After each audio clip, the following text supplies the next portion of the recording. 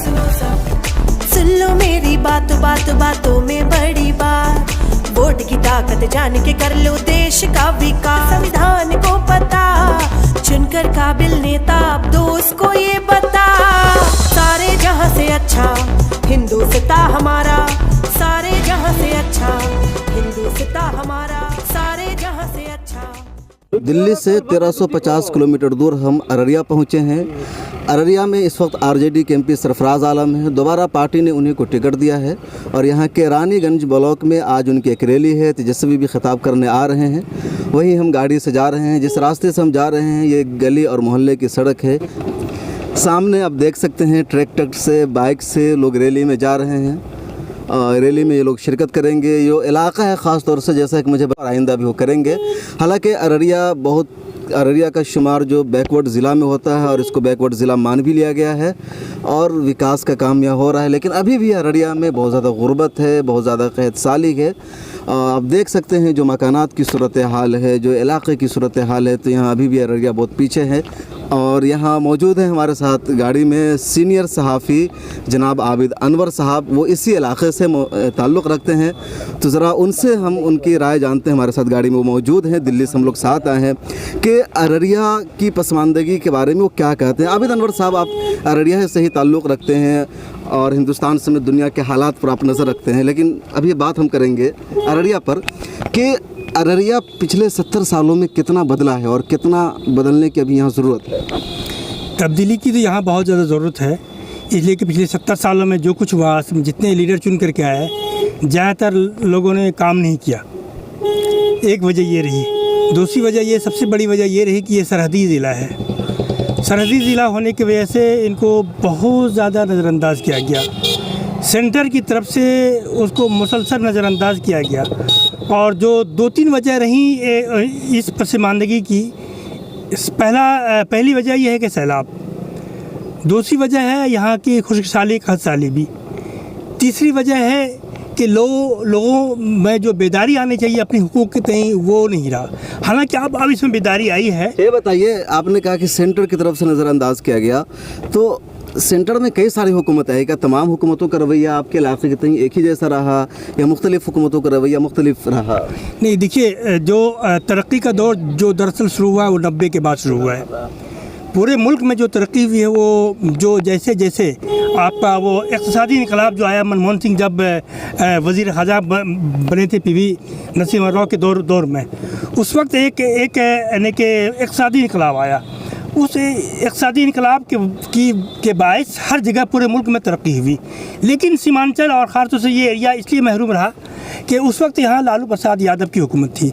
और लालू यादव प्रसाद की हुकूमत और मरकज़ में भारतीय जनता पार्टी हुकूमत जो 1998 से लेकर के 2004 तक हुकूमत रही है अटल बिहारी वाजपेयी की, उसमें उन्होंने मरकज़ ने इसको बहुत ही नज़रअंदाज किया और ख़ास तौर से फ़ंड देने में बहुत ही कंजूसी की। तो ये वजह रही, मतलब मिसाल के तौर पर मैं एक मिसाल देता हूँ। मान लीजिए अगर आंध्रा को उन्होंने 2 रुपये दिए हैं तो बिहार को उन्होंने 40 पैसे भी नहीं दिए थे। आप इससे अंदाज़ा लगा सकते हैं कि उन्होंने सेंटर ने खास तौर से बीजेपी की हुकूमत ने बिहार के साथ क्या सलूक किया था। आबिद अनवर साहब, एक और बात बताइए, अररिया के बारे में ये कहा जाता है कि आप लोग कह रहे हैं कि बहुत पसमादा है, पिछड़ा हुआ, लेकिन जब हम देखते हैं तो अच्छे खासे यहाँ के तालीम याफ्ता लोग हैं। अदब में, तालीम में, एजुकेशन में, मदरसा में, स्कूल में, तमाम तालीम में यहाँ के लोग आगे हैं, पैसा में भी है। और सुब्रत राय सहारा की भी पैदाइश यही हुई थी। तो लगता नहीं है देख करके कि अररिया पसमादा है? देखिए, अररिया पसमानदा इस माना करके है कि अभी यहाँ की बहुत बड़ी आबादी वो पसमानदगी का शिकार है। वजह आपको मैंने पहले बता दिया कि ऐसी बात नहीं है कि यहाँ पसमानदगी दूर नहीं हो सकती थी। वजह यह है कि आप ये देखिए कि सैलाब जब आता है, सैलाब को रोकने की क्या शक्ल हो सकती है? बहुत सैलाब आता है। सैलाब की रोकने की शक्ल ये है कि जो गवर्नमेंट का, जो खास तौर से वर्ल्ड बैंक ने जो हुकूमत बिहार को फ़ंड दिया था उसका इस्तेमाल नहीं हुआ, एक वजह। दूसरी सबसे बड़ी वजह जो नहर है, नदियाँ थी, तालाब है, सब लोगों ने उसको पाट दिया। उस पर जो लोगों ने मकानात, दुकान और होटल बना लिए। ख़ास तौर से जो नदियों का बहाव था उसको रोका गया। उसकी वजह से सैलाब का जो है मुसलसल कहर जारी है। उसके अलावा जो बिहार सरकार की सबसे बड़ी गलती है कि यहाँ सिंचाई का निज़ाम बहुत शानदार रहा है और नहरों का जाल बिछा हुआ है। पहले जो नेपाल से पानी आया करता था वो नहरों में नहर, एक बड़ी नहर से छोटी नहर और दूसरी नहरों में जा करके तकसीम हो जाया करता था पानी, लेकिन अब जो है वो चूँकि नहर खुद क्या भरा हुआ घास से भरा हुआ है, तो इस वजह से इसकी वजह से जो थोड़ा बहुत भी पानी आता है वो नहर पूरे बाहर पानी फेंक देता है, जिसकी वजह से पूरे इलाके में सैलाब आ जाता है। अच्छा, एक और बात नाज़रीन यहाँ देखिए कि शहरों में तो कम है, लेकिन देहातों में या गांव घर में अभी भी बड़े बड़े लीडरों को देखने का बहुत शौक़ है। जब भी कोई रैली आती है तो लोग जाते हैं, खा वो हेलीकॉप्टर देखने जाते हो या लीडर की बात सुनने जाते हो। अभी भी देखिए हमारे सामने लोग ट्रैक्टर पर चढ़ करके तेजस्वी यादव को देखने के लिए जा रहे हैं और भी काफ़ी भीड़ है, आगे ट्रैक्टर है। हमारे साथ यहाँ एक और सीनियर सहाफ़ी डॉक्टर अब्दुल कादिर शम्स साहब मौजूद हैं। हिंदुस्तान समेत दुनिया भर के हालात पर लिखते हैं, अररिया के भी बड़े पक्के मतलब अररिया वाले हैं, दिल्ली में रह करके भी अररिया के बारे में सोचते हैं। अब्दुल कादिर साहब, अररिया का जो लीडर माना गया तस्लीमुद्दीन साहब को, तो उनका यहाँ के विकास में क्या काम रहा और क्या बाकी रह गया है? देखिए, न सिर्फ अररिया बल्कि पूरे सीमांचल में तस्लीमुद्दीन साहब एक लंबे अरसे तक यहाँ सियासी क़यादत फरमाते रहे, लेकिन ये वो दौर था जब पूरा मुल्क इक़्तिसादी तौर पर वो बूम नहीं आया था, ये मुल्क ख़ुद इक़्तिसादी तौर पर पसमानदा था। जाहिर है सीमांचल कुछ ज़्यादा पसमानदा था, तो उसका असर रहा। जैसा कि अभी सीनियर सहाफ़ी जनाब आबिद अनवर साहब ने कहा कि 90 की दहाई के बाद पूरे मुल्क में इक़्तिसादी इनकलाब आया, इक़्तिसादी इस्लाहात हुई, उसके नतीजे में पूरे मुल्क में तरक्की हुई, तो जाहिर है उसके नतीजे में सीमांचल में भी तरक्की हुई। लेकिन सबसे जो अहम सवाल है कि मुकाबलतन यहाँ तरक्की नहीं हो पाई। जो तरक्की दिल्ली और पटना और बड़े शहरों में हुई या दूसरे इलाकों में हुई, वो सीमांचल में नहीं हो पाई। इसके ज़िम्मेदार यहाँ के सियासतदान सिर्फ नहीं है, बल्कि पूरी हुकूमत की मशीनरी है। और ये बताइए कि यहाँ की जो इक़्तिसादियात की वजह है, लोगों के जो रोज़गार है वो क्या है? मेन खेती है या जो बाहर लोग रोज़गार से जुड़े हुए हैं पंजाब में, वो है क्या है मेन यहाँ का? यहाँ पर 90% लोग जो है, लोगों का पूरा इन्हिसार जो है खेती बाड़ी पर है। मुख्तलिफ़ तरह की खेतियाँ होती हैं और जब उस पर इन्हिसार है तो वो कभी सैलाब की नज़र हो जाती है और कभी खुश्क साली की नज़र हो जाती है। इसीलिए यहाँ पर सामने देखिए हम लोग आ गए हैं, एक पुलिया का भी काम हो रहा है। अब ये पुलिया सरफराज आलम के ज़रिए बन रहा है या कोई और बना रहा है? ये हमारे यहाँ के ड्राइवर साहब हैं, इन्हीं से पूछते हैं। भाई, ये पुलिया कौन बना रहे हैं ड्राइवर साहब? ये सरफराज आलम साहब बना रहे हैं। हम गाड़ी से निकल गए हैं यहाँ। सरफराज आलम साहब बनवा रहे हैं। हमारे पास गाड़ी है। सरफराज आलम साहब के एमपी है, उनका कामकाज कैसा रहा एक साल में? बहुत अच्छा रहा है। आप जहाँ कहिए वहाँ जाएंगे। बहुत सारे रोड सड़कें पुला टूटा था, तो इस बार बहुत सब काम चालू करवाया है, सबका काम हो रहा है। निकल रहे हैं। कब से टूटा हुआ तो जब भी बन रहा है? ये लगभग साल भर से टूटा हुआ था ये पुल, कब बन रहा है जी? जावेद अनवर साहब, बिहार की इकोनॉमी का जो इन्हिसार है या दारोमदार है वो किन चीज़ों पर है? देखिए, बिहार की इकोनॉमी का दारोमदार मुकम्मल तौर पर मनी ऑर्डर इकोनॉमी पर है। मनी ऑर्डर इकोनॉमी वो है जो हम जैसे लोग जो बिहार से बाहर रहते हैं या बिहार या गल्फ़ में रहते हैं, अमेरिका में रहते हैं या किसी भी मुल्क में रहते हैं, वो जो पैसा भेजते हैं, वो चाहे ड्राफ्ट की शक्ल में हो या मनी ऑर्डर की शक्ल में हो, वो उसका ज़्यादातर निसार है। मैं आप एक मैं मिसाल के तौर पर बता रहा हूँ। 2009 में जो नीतीश कुमार गवर्नमेंट ने, सुशील कुमार मोदी ने जो वज़ीर ख़जाना भी थे, उस वक्त अभी भी हैं, जो उन्होंने बजट पेश किया था, उस वक्त 28,000 करोड़ का बजट था। 28,000 करोड़ बजट में से 20,000 करोड़ सिर्फ बिहार से जो लोग बाहर रहते हैं उनके पैसे थे। मतलब ये कि अभी भी बिहार की इकनॉमी मुकम्मल तौर पे जो है इंसार है वो मनी ऑर्डर इकनॉमी पर कायम है। इस वजह से यहाँ सबसे ज़्यादा नकल मकानी जो है सबसे ज़्यादा बिहार से है। चाहे पंजाब जाए, कश्मीर जाए, कहीं जाए आपको, या तमिलनाडु जाए। नकल मकानी की अगर हम बात करें तो यूपी में भी बहुत ज़्यादा है, मध्य प्रदेश में भी। नहीं, हर जगह बहुत ज़्यादा है, लेकिन मनी ऑर्डर इकनॉमी उतनी ज़्यादा वहाँ नहीं जितना बिहार में है। अच्छा अब्दुल कादिर साहब, आप कह रहे हैं सीमांचल पसमादा है, तो पसमादा रियासत की फहरिस्त में बिहार ही डायरेक्ट आ जाता है, तो आप कैसे डायरेक्ट कहते हैं कि ये पसमादा है? अगर पसमादगी की बात करें तो बिहार के जो दूसरे इलाके वो भी पसमादा माने जाते हैं। नहीं, देखिए असल में ये नेपाल के बॉर्डर पर ये इलाका है, इसका नुकसान इसको हमेशा झेलना पड़ता रहा है। पटना यहाँ से बहुत दूर और पटना वालों की भी नज़र यहाँ पर नहीं पड़ी। मानी कि रियासती हुकूमतों को जिस खास फोकस करना चाहिए वो फोकस ये नहीं हो पाया। मतलब आप लोगों के इलाके से कोई चीफ मिनिस्टर नहीं बन पाया, कोई बड़ा मिनिस्टर नहीं बन पाया, कुछ और वजह? नहीं, चीफ मिनिस्टर बनना ज़रूरी नहीं है। आप यहीं पर देखेंगे कि पटना के सराउंडिंग में जितने शहर हैं या इलाके हैं, आप जो है मुजफ्फरपुर चले जाइए, दरभंगा चले जाइए, गया चले जाइए और पटना के खुद आसपास में चले जाइए, वहाँ पर आप देखेंगे क्या कि जो एक ज़िले में 50 हाई स्कूल है और यहाँ पर जब देखेंगे तो यहाँ 10 हाई स्कूल है। तो ये जो फ़र्क है आप वहाँ देखेंगे कि वहाँ पर यूनिवर्सिटियाँ हैं, मेडिकल कॉलेजेस हैं, दूसरे और कल कारखाने हैं, लेकिन यहाँ पर वो चीज़ नहीं हुई, जिसका असर यहाँ हुआ। यहाँ के लोग पलायन किए, यहाँ के लोग बम्बई, दिल्ली और दूसरे शहरों में। ये बताइए ज़रा से, जो एजुकेशन का रेशियो है वो अररिया में क्या है? यहाँ दूसरे ज़िलों से यहाँ की जो शरह है वो बहुत कम है। औरतों में 14% ही जो है यहाँ तालीम है और वो साक्षरता के एतबार से लोगों ने दिखा दिया कि काफ़ी यहाँ आगे हो गया है। लेकिन साक्षरता का जो पैमाना है वो सिर्फ किसी बहुत मुश्किल से किसी को दस्तखत करना सिखा देते हैं, उसको साक्षर मान लिया जाता है। जबकि सच्चाई ये है कि तालीम के एतबार से अभी भी यहाँ बहुत पीछे हैं लोग, मतलब मेल में भी और फीमेल में भी। अच्छा, एक और बात बताइए आप ही डॉक्टर अब्दुल कादिर शम्स साहब कि आपके जो मौजूदा एमपी है सरफराज आलम, दूसरे बीजेपी के हैं प्रदीप कुमार, तो इन दोनों में बड़ा तनाव रहता है और जैसा जो दूसरी जगहों जैसा माहौल यहाँ भी बनाने की कोशिश की जाती है। बाई इलेक्शन में भी किया गया, इस इलेक्शन में भी किया जा रहा है, हिंदू मुस्लिम वाला के पाकिस्तान बन जाएगा। तो यहाँ का जो हिंदू मुस्लिम का क्या है, यहाँ के जो हिंदू हैं गैर मुस्लिम वोट्स, उसके अंदर क्या है? वाकई वो लोग कम्युनल माइंडेड है या सेकुलर माइंडेड है? देखिए, ये सीमांचल का इलाका, ख़ास तौर से अररिया, ये यहाँ हिंदू मुस्लिम इत्तेहाद का इलाका रहा है। ये रेणु की सरज़मीन है।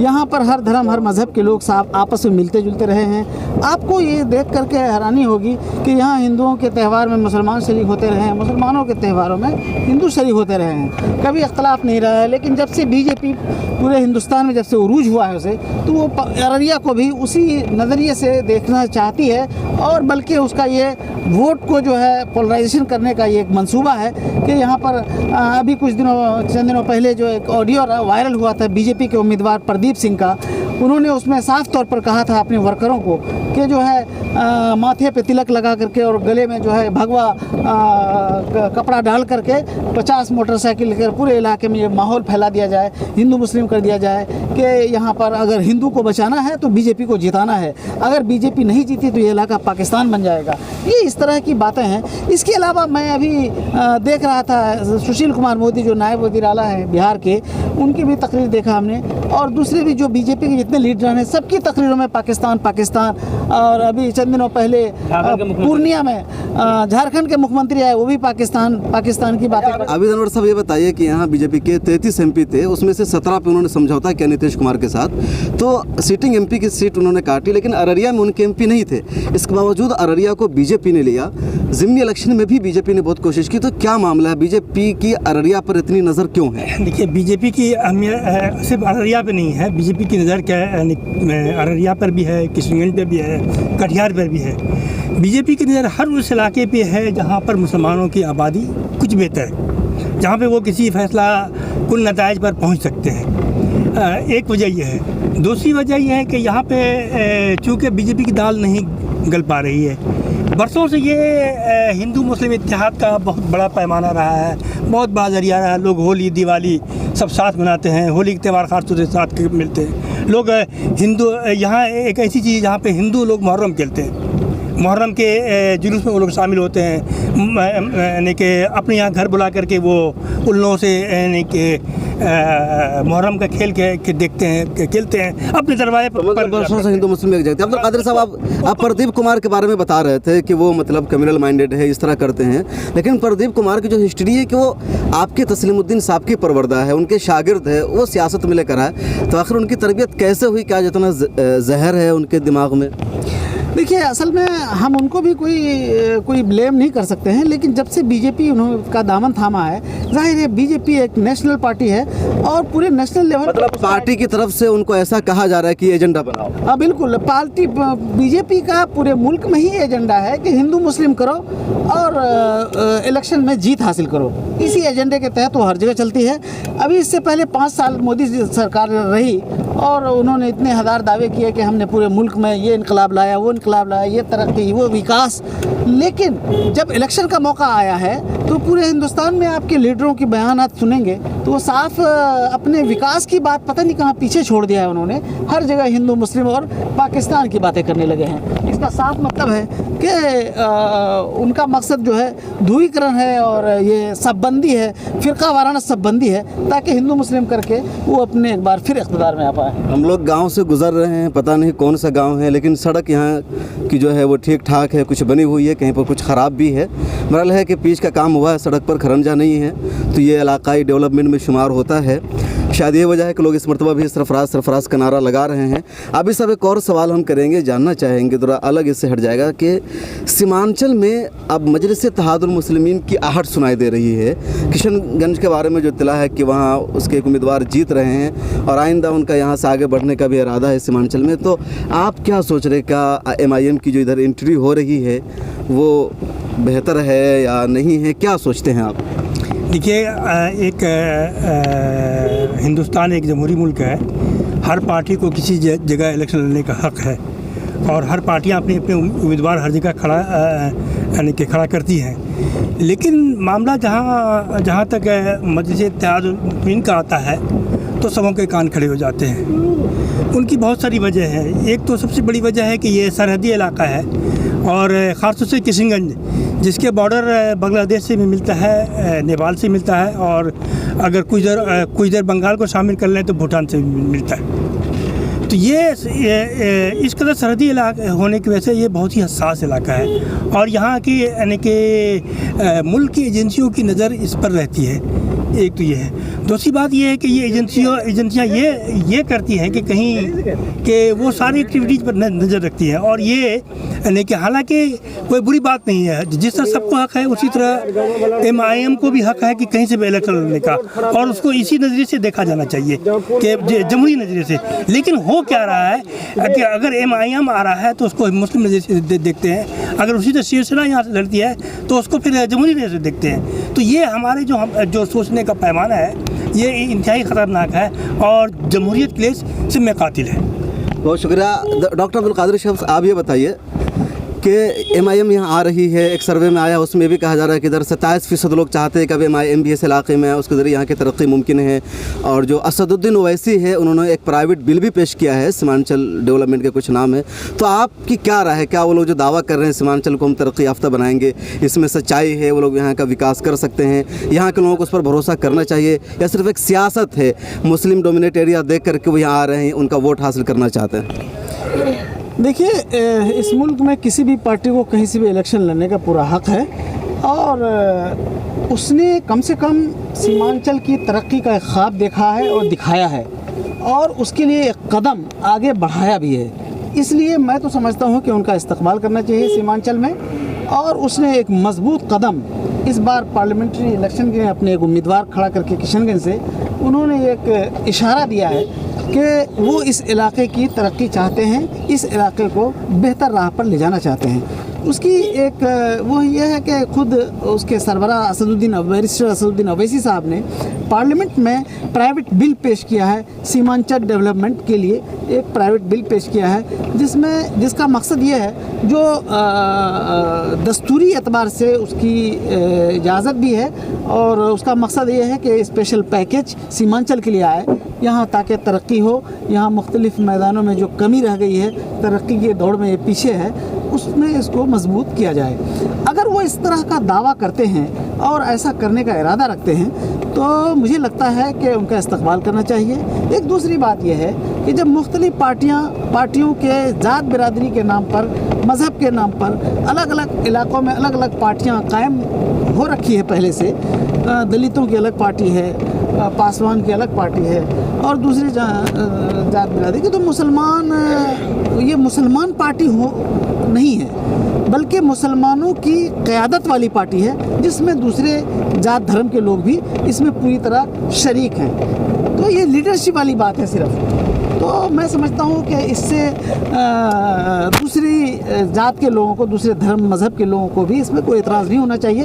अगर वो अच्छा काम कर रहा है तो उसका वेलकम करना चाहिए। बहुत शुक्रिया। तो हम बात कर रहे थे सीमांचल पर और आखिर में बात यहाँ तक पहुँच गई कि अगर MIM सीमांचल में आ रही है तो उनको भी मौका मिलना चाहिए, लोग भरोसा करना चाहिए। उनकी पार्टी एक सेकुलर पार्टी है एक सेकुलर फ्रेम का हिस्सा है, हिंदू मुस्लिम के चश्मे से नहीं देखना चाहिए। अब देखिए क्या होता है, आइंदा इलेक्शन में क्या होगा। फ़िलहाल हम बहुत करीब पहुंच गए हैं, गाड़ी हमारी अच्छी रफ्तार में चल रही है, सड़क भी इधर की कुछ अच्छी बनी हुई है उधर के मुकाबले में। एक बड़ी बात होती है कि गाँव घर की जो सड़कें हैं वो कुछ बेहतर हो, वहाँ पीच हो, तो इससे इलाके का डेवलपमेंट माना जाता है। और कहीं ना कहीं लगता है कि अररिया में विकास हुआ है, लेकिन अब भी यहाँ बहुत विकास की ज़रूरत है। लोगों का जो मकान है वो झोपड़ों का है, पुख्ता मकान कब इस इलाके का बनेगा, कब इस इलाके के किसानों को मुकम्मल सहूलत मिलेगी, कब ये इलाका भी मेन स्ट्रीम इलाके में शामिल होगा, वो आने वाला वक्त बताएगा। लेकिन अब भी अररिया को विकास की ज़रूरत है, तरक्की की ज़रूरत है, रोज़गार की ज़रूरत है। देखिए आने वाले दिनों में यहाँ क्या होता है। इन्हीं बातों के साथ हम आपसे रुखसत चाहते हैं, मज़ीद तफसीलात हम रैली के बारे में आपको बताएं। मिलत टाइम्स की वीडियोस देखने के लिए यहाँ क्लिक करके सब्सक्राइब करें और हाँ, बेल आइकन जरूर दबाएं। अगर फेसबुक पर देख रहे हैं तो पेज लाइक करें। ताज़ा तरीन खबरों और मज़ामीन के लिए विजिट करें हमारी वेबसाइट www.millettimes.com। हमारी ये वेबसाइट उर्दू, हिंदी, इंग्लिश तीनों लैंग्वेज में मौजूद है।